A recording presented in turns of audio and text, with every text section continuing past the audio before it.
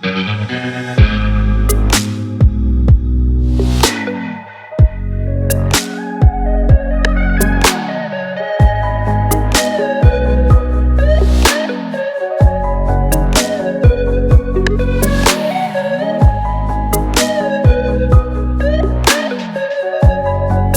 so loyal to our smaller self because we think that it's us. But the thing is, it's not us. It's a conditioned version of us. And so sometimes, and I want to say this sensitively, sometimes we can be so loyal to the traumatized version of us that we forget about that expansive version.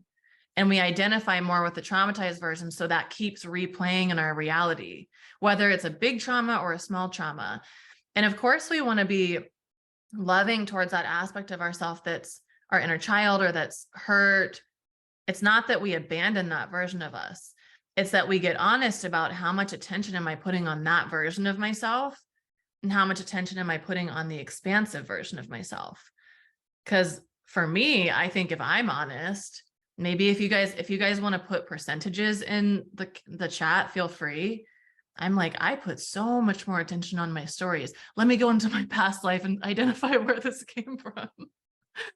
All of that stuff can be helpful, but also we have a tendency of hyper focusing. Oh, well, I know this happened in this other lifetime, or I know that my parents said this to me. So let me just like really dig into this whole thing. All of that has benefit and value. Absolutely. Absolutely. But sometimes we just put so much focus and attention on that. So how can we bring more attention to this expanded version? And one of the emails I was writing actually to invite you guys into this example came in and I just loved it. And I just had this vision that I saw myself. I saw my smaller self and my expanded self in a house. And my smaller self was just like freaking out. She's like, I'm scared to do this. I can't do this because da da da da da. And all of the different fears, and just seeing her kind of like cowering down and, in a closed off position.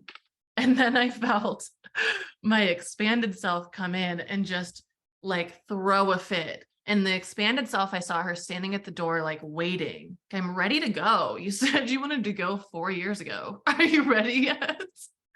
She's standing there with her hip at the door, like, dude, when are you going to be ready? And finding the smaller self, hyper fixating on these small things. Oh, well, I'm not ready yet because this. Or I just have to like process what my parents told me or what happened in first grade over here. First, I'll be ready in like a month. Come back then.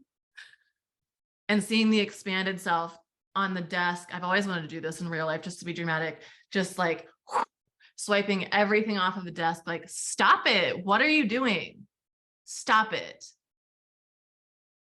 And it was just, this vision was coming in for me, but also for this class. I know that I'm not the only one who is experiencing that.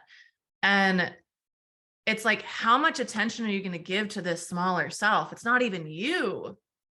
It's the conditioning, it's the programming, it's ultimately fear. And so the word coddling came in, and immediately I thought about like when a man's mother coddles him. It's like, ew, it's not cute. And anybody coddles anyone that's not really like attractive, but particularly, I'm single, I'm dating. And like, if I'm dating a man whose mother is like coddling to him as a mature man, that's not a good energy. And it's the same for us. It's the same for us. So, moral of the story, where are we putting more of our attention? To our smaller self and to our expanded self? And how can we just adjust some of that percentage? Because the answer also isn't just like throwing our smaller self out the window, like, you're annoying and you're causing me problems. That's just, she's going to come back and bite you. We have to take care of that version of ourselves, but we don't put all of our attention on that version.